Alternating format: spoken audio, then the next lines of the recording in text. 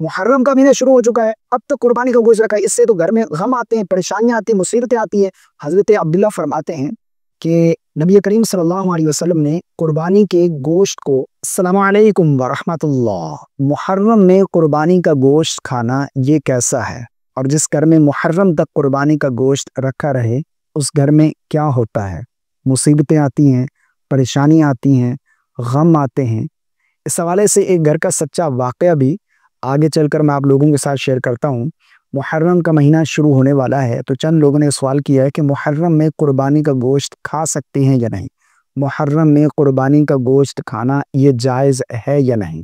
क्योंकि इस हवाले से बहुत सारी बातें सुनने को मिलती हैं, कोई कुछ बता रहा है, कोई कुछ बता रहा है। सही मसला है क्या, कुर्बानी का गोश्त कितने दिनों तक रखना और इसका खाना जायज़ है, मुहर्रम में कुर्बानी का गोश्त खा सकते हैं या नहीं। आज की इस वीडियो में हम इस मसला को हदीस पाक की रोशनी में जानेंगे, समझेंगे कि इसके बारे में शरई हुक्म क्या है। क्योंकि बहुत सारी बातें इस हवाले से सुनने को मिलती हैं, तो इस मसले को समझने की ज़रूरत है। मैं मुकम्मल तफसील के साथ, वजाहत के साथ इस मसले को बयान करने जा रहा हूँ। कुर्बानी का गोश्त कितने दिनों तक रखना और इसका खाना जो है जायज़ है। मैं चंद अहादीस यहाँ पर बयान करना चाहता हूँ, जिस तरह के सही बुखारी और मुस्लिम में हदीस पाक मौजूद है।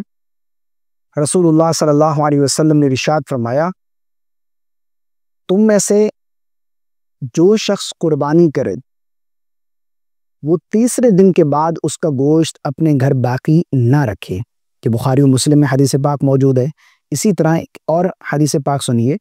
हज़रत अब्दुल्ला फरमाते हैं कि नबी करीम सल्लल्लाहु अलैहि वसल्लम ने कुर्बानी के गोश्त को 3 दिन के बाद खाने से मना फरमाया, फिर बाद में फरमाया खाओ, ज़ादे राह बनाओ और ज़ख़ीरा करो। इसी तरह एक और हदीस पाक भी कुतुब अहादीस में हमें मिलती है, जिस तरह के हज़रत बुरैदा रदियल्लाहु ताला अन्हु फरमाते हैं कि नबी करीम सल्लल्लाहु अलैहि वसल्लम ने इरशाद फरमाया, मैंने तुम्हें कब्रिस्तानों की ज़ियारत से मना किया था। बेसिकली इस हदीस पाक में आका करीम अलैहिस्सलाम ने 3 चीज़ों का जिक्र किया है कि मैंने इन 3 चीज़ों से मना किया था, अब तुम्हें इजाज़त है। वो कौन सी 3 चीज़ें हैं? नंबर 1 पर, मैंने तुम्हें कब्रिस्तानों की ज़ियारत से मना किया था, अब तुम इनकी ज़ियारत किया करो।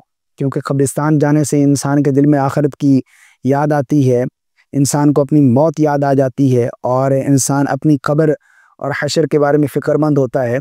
तो ये मौत की याद ताज़ा करने के लिए कब्रिस्तान जाना चाहिए। आखिरत की याद ताज़ा होती है तो इंसान अपने आमाल की तरफ तवज्जो करता है। तो कब्रिस्तान जाने से मना किया था, कब्रों की ज़ियारत से मना किया था, अब तुम इनकी ज़ियारत किया करो। दूसरे नंबर पर नबी करीम सल्लल्लाहु अलैहि वसल्लम ने इरशाद फरमाया, मैंने तुम्हें कुर्बानी के गोश्त को 3 दिन से ज़्यादा रखने से रोका था, अब तुम जितना चाहो रखो, यानी इसे रखो, ज़ख़ीरा करो और सदका भी करो, ठीक है ना। इसी तरह आका करीम अलैहिस्सलाम से साबित है कि कुर्बानी के बाद आका करीम अलैहिस्सलाम ने जो है वो गोश्त जो है वो तनावुल फरमाया। जिस तरह के अम्मी आयशा सिद्दीक़ा रज़ियल्लाहु ताला अन्हा इरशाद फरमाती हैं कि देहात से लोगों ने कुर्बानी का गोश्त हमें हदिया भेजा। मैंने अर्ज़ किया, या रसूलल्लाह सल्लल्लाहु अलैहि वसल्लम, वो तो कुर्बानी का गोश्त ज़ख़ीरा करते थे।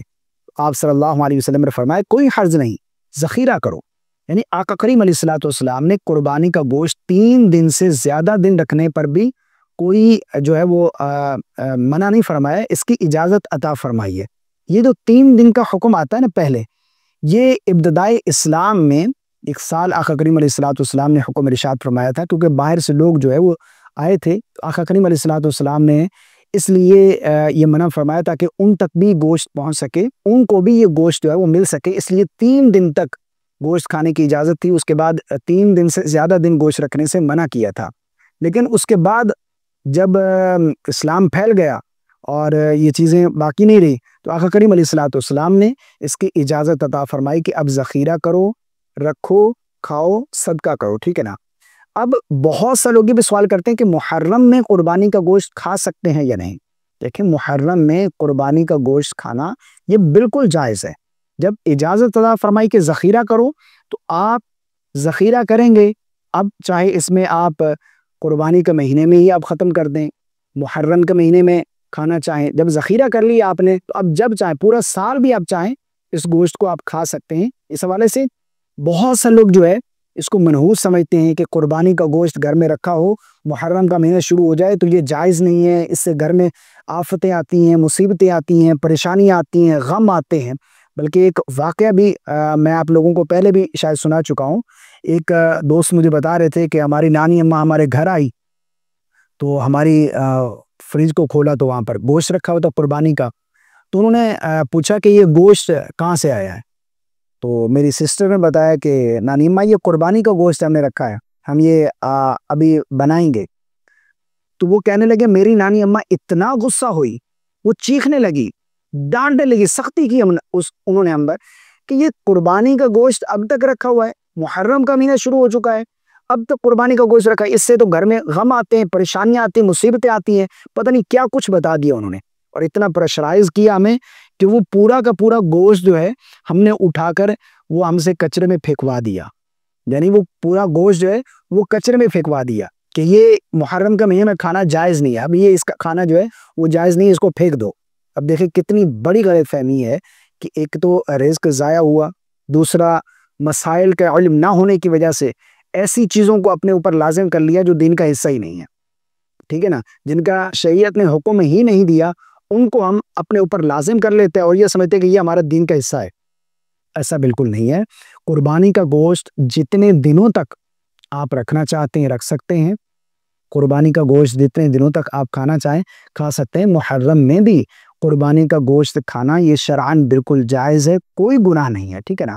ہاں، افضل ہے 3 حصے کر دیے جائیں، اور قربانی جو ہے وہ گوشت جو ہے 3 حصے کرنے کے بعد ایک حصہ غرباء میں مساکین میں تقسیم کر دیا جائے، ایک حصہ جو ہے وہ آپ اپنے رشتہ داروں میں پڑوسیوں میں تقسیم کریں۔ آپ کو جو اپنا حصہ ہے وہ آپ چاہے جتنے دن کھاتے رہیں، کوئی حرج نہیں ہے، بالکل کھا سکتے ہیں، ٹھیک ہے نا۔ آپ 1 مہینہ رکھنا چاہیں، 2 مہینے رکھنا چاہیں، پورا سال بھی اگر رکھ کر کھانا چاہتے ہیں تو کوئی حرج نہیں ہے، کوئی گناہ نہیں ہے۔ ایسا نہیں ہے کہ کسی اس میں کوئی پابندی ہے دنوں کی، جو ہے وہ پابندی ہے کہ اتنے دنوں تک جو ہے وہ رکھنا جائز ہے، اس کے بعد کھانا جائز نہیں ہے۔ حلال ہے، قربانی کا گوشت ہے، کتنا بابرکت گوشت ہے، ٹھیک ہے نا۔ تو آپ اس کو منحوس نہ سمجھیں، کیونکہ اس حوالے سے بہت ساری باتیں بتائی جاتی ہیں کہ یہ گوشت محرم تک ہو تو یہ گھر میں یہ ہوتا ہے۔ اس گوشت کی وجہ سے کچھ نہیں ہوگا، آپ کے اپنے اعمال کا وبال ہے۔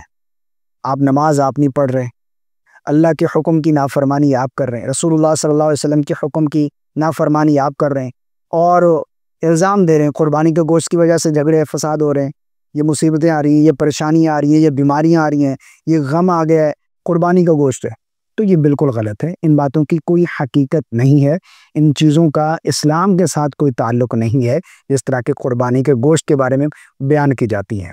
مجھے امید ہے آپ کو میری بات سمجھ آ گئی ہوگی۔ اللہ تعالی ہم سب کو سمجھ کی توفیق عطا فرمائے۔